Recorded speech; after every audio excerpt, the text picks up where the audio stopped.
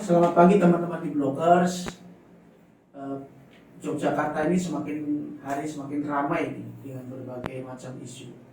Tapi juga ada isu yang memang tetap harus diperhatikan adalah tentang bagaimana angka kemiskinan dan penduduk miskin yang ada di DIY saat ini gitu. Bukan hanya soal tawuran atau gangster atau segala macam lah masih ada. Tapi ini juga kadang-kadang kita melewatkan ini kan. Ada statement yang menarik dari Kesodalem, Gubernur DIY, bahwa kita harus memperbanyak belanja supaya angka kemiskinannya naik. jadi di dalam data itu kan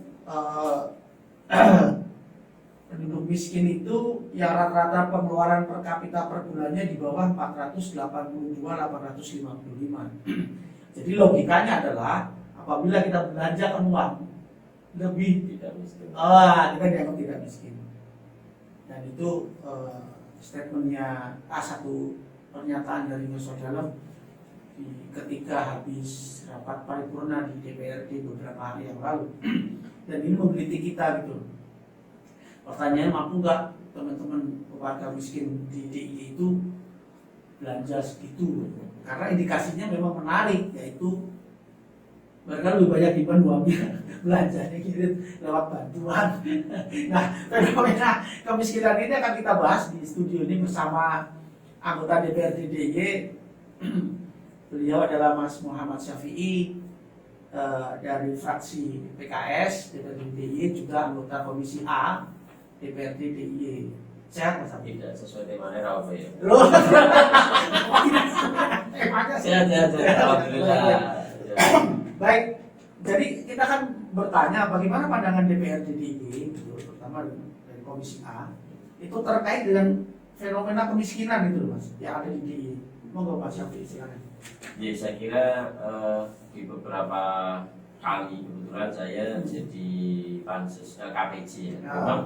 Memang ada satu sorotan yang sering kami lakukan, yaitu tentang angka kemiskinan. Karena nanti persoalannya itu kan nanti kepada pencapaian dari RPJMD. Karena itu kan sudah ada target.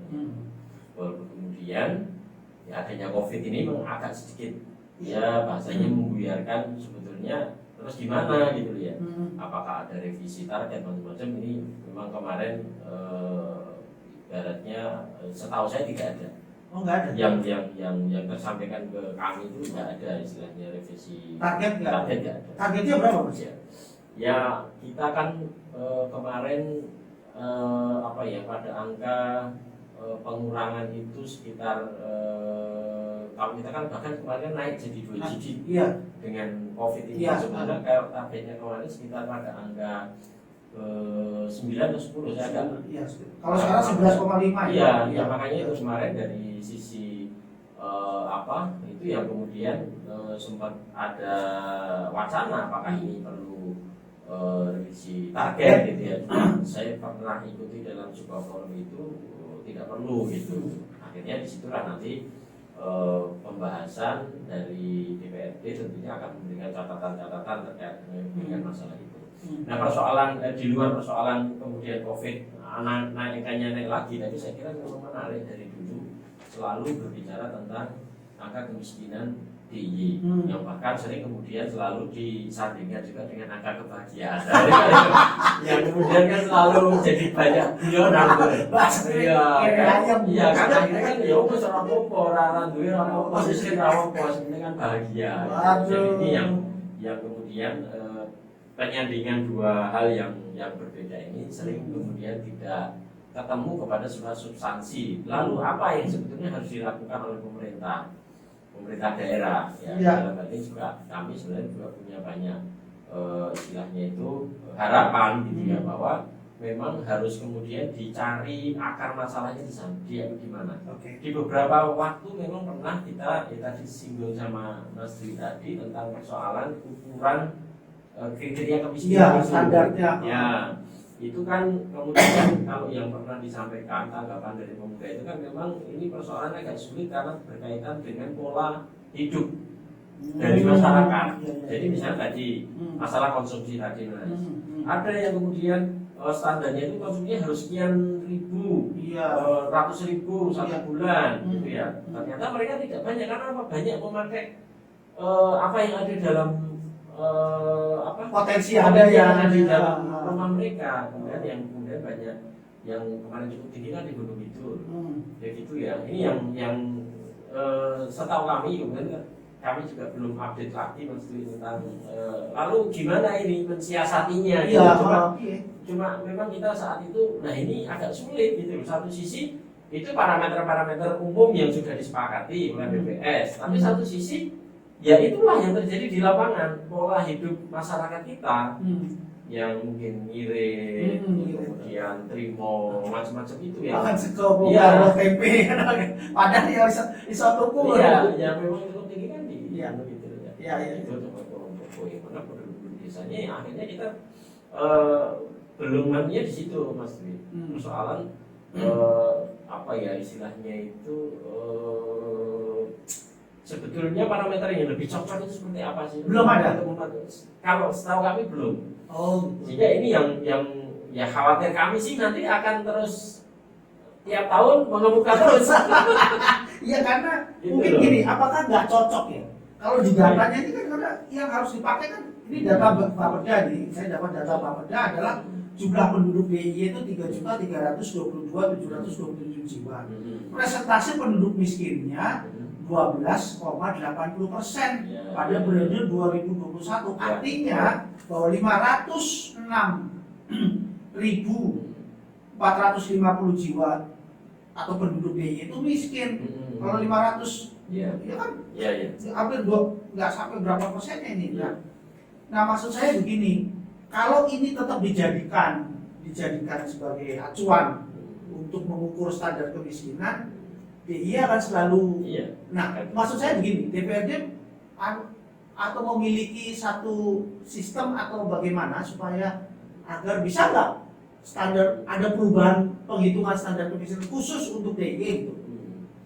Ya kalau kami sih berharap ini ada satu pembicaraan yang intens ya, artinya tentang betul-betul mencermati dari setiap kriteria itu. Kalau tadi kan baru sampai kepada kriteria konsumsi, belum ada kriteria rumah misalnya, ya kemudian fasilitas yang ada di rumah dan lain-lain sebagainya itu. Saya kira memang harus ada tindak lanjut yang konkret memang kemudian untuk bisa memetakan memang berarti kalau yang Jogja itu betul-betul sudah dikatakan miskin tenan orang duwe itu parameter apa itu nampaknya memang harus. Kalau data DTKS dari dinas sosial, kalau itu sudah kami itu sering mengatakan itu sudah sulit karena itu parameternya di 2015. Oh jadi misalnya sampai keluarga prasejahtera gitu kan sama aja Mas bukan? Ya yang kemarin terjadi kan sering ada evaluasi data dari daerah sendiri. Itu kan yang dibuat oleh pusat. Itu kan sering kita masih jadi persoalan sendiri, Pak. Dengan jumlah itu ya, dengan data itu yang kemudian seringnya ya kalau kita bicara kalau tadi kan kita bicara tentang data kemiskinan BPS ya. Kalau ini sudah masuk kepada data penduduk miskinnya. Yang mana kita ini mengajunya misalnya kepada tadi DTKS yang itu dikeluarkan oleh Kemensos. Ini persoalannya adalah selalu ada revisi ataupun updating data. Ya ketidakcocokan maksud saya begitu ya. Merasa data dari bawah ini selalu akan ada istilahnya protes gitu loh. Kenapa datanya begitu ya? Faktornya kami sendiri juga sebenarnya di mana gitu loh. Artinya Kemensos itu mengambilnya dari mana gitu ketika provinsi tidak melakukan. Jadi yang melakukan itu kabupaten kota. Itu selalu yang terjadi adalah tadi proses ketidakcocokan data itu. Nah, ini yang setahu kami pun kemarin waktu 2020 atau 2021 ya, kami berupaya untuk melakukan bansos yang COVID itu kan kami juga akhirnya tidak bisa karena acuannya tetap DTKS itu. Padahal kenyataannya ketika kita di lapangan itu sangat jauh sekali. Ada double data, ada kesalahan NIK, macam-macam di DTKS itu. Sehingga nggak jadilah nggak bisa dipakai. Akhirnya nggak bisa dipakai kan. Artinya Pemuda waktu itu nggak berani di luar DTKS, walaupun kita tahu sendiri banyak protes tentang DTKS. Faktanya di lapangan tidak Iya, seperti itu. iya. Saya masih tahu ini sejauh mana evaluasi tidak lanjut dari itu, karena sekali lagi setahu kami itu DTKS jadi acuan itu data tahun 2015, padahal kan sekarang sudah 2022, artinya kan sudah 7 tahun ya. Iya. Nah, Harusnya ada perubahan ya. Nah, ini yang kami sampai sejauh ini mungkin melihat belum ada perubahan itu. Ini yang kami memang yang mungkin kalau secara komisi tadi komisi D. Oh, bagiannya komisi D ya, bukan komisi A ya. Oh ya sih nggak Ya, apa-apa. apa ya? Mungkin Ya, A nanti ya. kalau ada teman-teman mengevaluasi karena aja nanti di kolom komentar. Iya, kalau mau Supaya nanti bagi kami, saya kira kami dari DPRD pun juga tetap harus belajar, harus banyak mengupdate banyak informasi yang memang hari ini kadang sangat cepat, sangat kadang-kadang juga terlewat dari Baik. pantauan kami. Begitu. Mas Syafi'i, jadi gini, ketika kita mengetahui, teman-teman DPRD mengetahui ada data yang artinya tidak sinkron, artinya karena hambatan-hambatan birokrasi gitu, karena fakta di lapangan itu tidak sesuai dengan yang padahal yang paling yang akan dituju itu kan sebetulnya fakta real yang ada di lapangan. Teman-teman DPRD itu melakukan upaya terobosan apa nggak Mas untuk menyelesaikan misalnya wah aku kok itu ini padahal aku ya miskin tenan gitu kan, data DTKS cuma kesalahan apa, itu upaya-upaya yang dilakukan apakah lewat fraksi atau lewat konstituen atau lewat partai atau itu ya. ada nggak Mas? Kalau kami di provinsi, karena kebetulan di situ tidak ada kewenangan untuk melakukan survei, sehingga memang kami kemarin dorongnya ke kabupaten kota. Kabupaten kota. Iya, untuk melakukan evaluasi tentang data kemiskinan itu, terutama yang pasca pandemi itu. Karena disitulah sebetulnya peluang yang bisa menjadi bahan untuk didesak kepada Kemensos ya, untuk betul-betul bisa menjadikan parameter kemiskinan itu bisa lebih valid gitu ya. Terus kemudian data lapangannya juga seperti itu. Karena ya persoalan kadang-kadang tadi itu bukan masalah sekedar yang miskin malah tidak dapat, yang tidak miskin malah dapat ya. Kadang persoalan-persoalan yang sangat substansi itu tentang NIK. Kan gitu juga kemarin yang ditemukan. Kalau kami sih kemarin karena kondisi istilahnya coba untuk membantu itu lewat teman-teman dinas kominfo untuk men-tracing itu data NIK-nya itu. Dan ternyata tadi itu ada data yang double, ada yang tidak terbaca gitu. Itu artinya kalau kami waktu itu dari komisi A hanya ingin mencoba membantu untuk mensortir data-data yang ada itu. Kalau hasilnya sortiran itu diberikan kemana? Ya kalau kami, setahu kami kemarin disampaikan kepada dinas terkait, yaitu dinas sosial yang nanti akan. Tapi ditindaklanjuti nggak Mas? Wah inilah yang kami waktu itu kan 2021 ya awal ya waktu itu. Kami coba ada program untuk bansos yang kemudian akhirnya nggak jadi itu. Ini yang kami mohon maaf tidak mengikuti lagi di lapangan setelah itu apa yang akan dilakukan gitu. Ya waktu itu karena ketegasan kami waktu itu dengan dengan Kominfo, kami juga langsung menyampaikan supaya ini segera dikonsolidasikan di Pemda. Artinya ya langsung diberikan data-data temuan secara teknis tadi di data DTKS itu untuk ditindaklanjuti oleh dinas sosial untuk diberikan kepada pihak terkait, dan berarti harapan kita langsung ke Kemensos. Iya, baik untuk tim Blokor ternyata anggota DPRD juga sudah melakukan satu usaha terobosan ketika terjadi permasalahan mengenai data itu. Jadi lewat Kominfo, kemudian di tracing, akhirnya ditemukan berbagai persoalan dan sudah diklarifikasi mungkin ya, disaring, dan data itu diberikan kepada dinas terkait. Persoalannya adalah apakah dinas terkait menindaklanjuti. Nah, tapi bukan di ranah DPRD lagi, tapi pada dinas itu Pak sosial. Dinas sosial ya. Nah kemudian yang kedua gini Mas Syafi'i, saya ingin bertanya bahwa ketika kemiskinan itu dalam catatan saya terjadi dari faktor-faktor laju pertumbuhan penduduk yang cepat, kemudian ketimpangan sosial, tingkat pendidikan rendah, dan keterbatasan sumber daya alam. Yang saya bacakan tadi adalah faktor-faktor penyebab kemiskinan atau tingginya kemiskinan.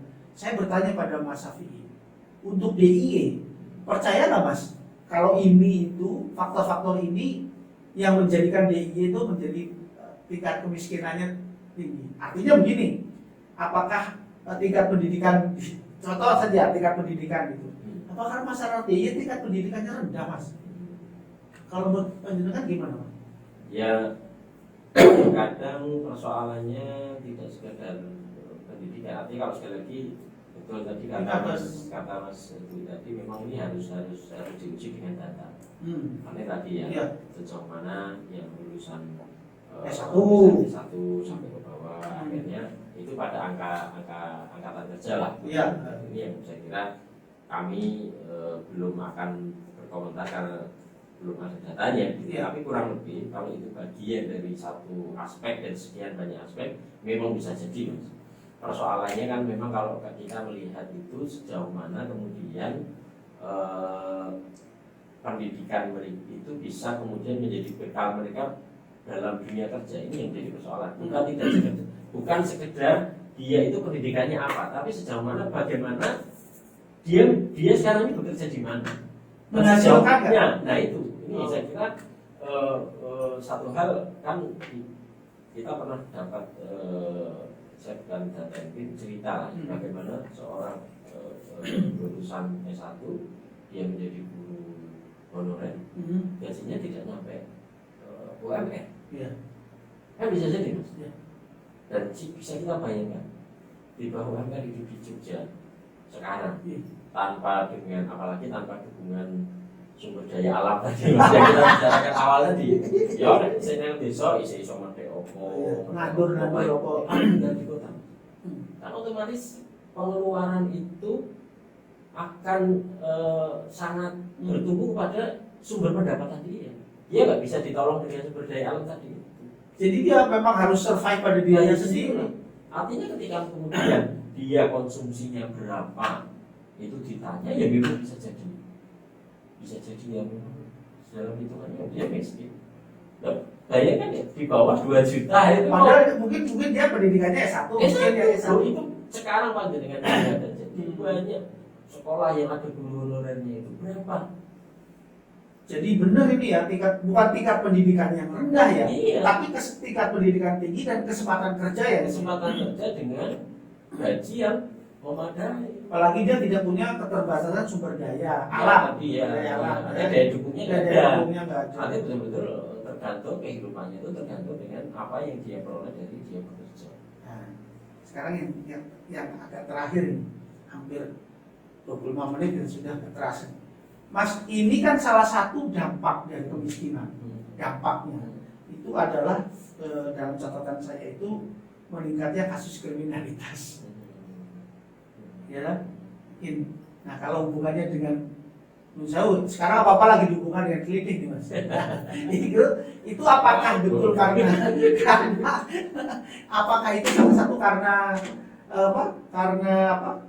kemiskinan atau karena saya nggak ngerti ya, ketimpangan sosial atau termasuk tadi tingkat pendidikan edukatednya itu yang rendah.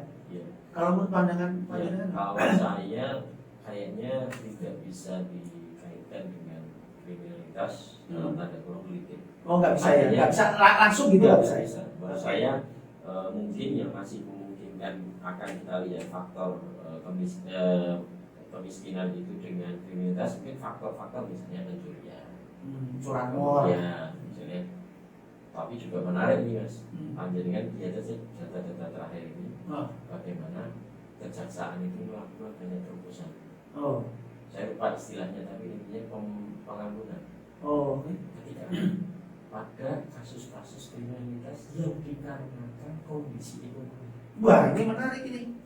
Jadi pengampunan. Iya. Artinya begini, ini satu. Jadi saya ingat pada zaman dulu, Khalifah Umar bin Khattab tidak bisa menyertakan orang yang dihukum potong tangan itu karena dia mencuri, akan dilihat apa sebabnya. Apa sebabnya dia mencuri? Nah, iya. Nah disitulah saya baru baca tadi malam itu, terobosan dari kejaksaan artinya untuk mengurangi terjadinya pengadilan terhadap orang-orang yang memang melakukan kejahatan karena kondisi tertentu tadi. Jadi menariknya tadi benar Mas, ekonomi. Jadi ada yang dia itu karena untuk istrinya melahirkan, dia dari pekerjaannya enggak sudah tadi itu saya katakan, dia sudah berupaya bekerja tapi tidak bisa mencukupi. Makanya itu. Ya itu ada kasus terakhir saya baca juga bahwa dia mencuri karena untuk membiayai pengobatan ibunya. Betul. Yang dipakai kursi roda itu kalau nggak salah. Iya. Jadi itu kan beberapa tayangan itu Mas dia menyebutkan beberapa kasus. Menurut saya itu bagus. Maksudnya sisi terobosan hukumnya bagus. Tapi persoalannya itu tadi bahwa memang kalau kita hubungkan dengan pertanyaan Mas itu memang betul sangat mungkin kondisi ekonomi akan mendorong orang jadi kriminalitas. Faktor kemiskinan berarti ya. Iya. Walaupun kita akan melihat kan jenis kriminalitas seperti apa. Ini yang saya kira pemerintah harus betul-betul melihat bahwa memang yang namanya kemiskinan ini kalau tidak segera dicarikan solusi, masyarakat tidak segera disejahterakan, akan bisa tadi terjerumus kepada satu kondisi yang ya tadi terpaksa harus melakukan tidak. Padahal itu kan sesuatu yang tidak kita inginkan.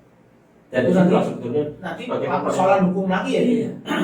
Ya, artinya disitulah pemerintah ibarat saya tertampar orang tidak kan kalau orang itu rampok ya sekarang pekerjaannya rampok ya itu uangnya buat foya ya sudah tapi kita menemukan banyak kasus orang melakukan kejahatan karena terpaksa ini Nah, kemiskinan iya, itu kalau dari sisi kan kemiskinan sisi hati nurani kita kan tersentuh tuh Mas. Gimana ini? Artinya disitulah peran pemerintah untuk betul-betul bisa melaksanakan kewajiban konstitusi ini harus yaitu untuk menciptakan keadilan sosial. Oke ya. Inilah saya kira problemnya tidak sekedar bicara angka saja tapi kemudian Realitas dan dampaknya dan apa yang harus dilakukan. Teman-teman sekalian, terima kasih. Di Blockers ada beberapa catatan penting yang saya dapatkan. Yang pertama adalah kemiskinan tidak hanya harus dilihat sebagai sebuah angka saja yang menentukan standar, karena harus dilihat dengan realita yang ada. Kemudian yang kedua, faktor-faktor yang membuat hati-hati dengan dampak yang muncul akibat kemiskinan. Yang pertama seperti tadi adalah tingkat kriminalitas yang tinggi. Sebetulnya kriminalitas yang dihasilkan oleh faktor kemiskinan dan mengapa dan tinjauan hukumnya harus dilihat mengapa dia melakukan tindakan kriminalitas itu menjadi penting. Dan yang ketiga adalah tingkat pendidikan yang rendah atau tingkat yang pendidikannya tinggi. Jadi tingkat pendidikan tidak mempengaruhi kemiskinan seseorang, karena seperti contoh guru honorer itu kan bisa juga S1 tapi dia miskin karena gajinya atau bayarannya tidak mencukupi untuk masuk dalam angka standar yang tidak miskin. Dan yang terpenting terakhir adalah DIY itu memiliki kriteria sendiri untuk mengukur kemiskinan. Iya, perlu ini tadi itu betul Mas. Perlu ada kriteria baru. Norma baru. Nanti betul-betul mereka wis iki ora tercapai hujan miskin tenang gitu loh. Baik, dan DPRD juga sudah mengupayakan berbagai terobosan untuk membantu pemerintah kalau mereka berbasiskan data dengan membantu lewat Kominfo untuk men-screening NIK dan segala macamnya. Baik, luar biasa. Terima kasih Mas Safihi sudah hadir ke studio dan teman-teman Blockers. Kita akan ketemu lagi di sesi berikutnya.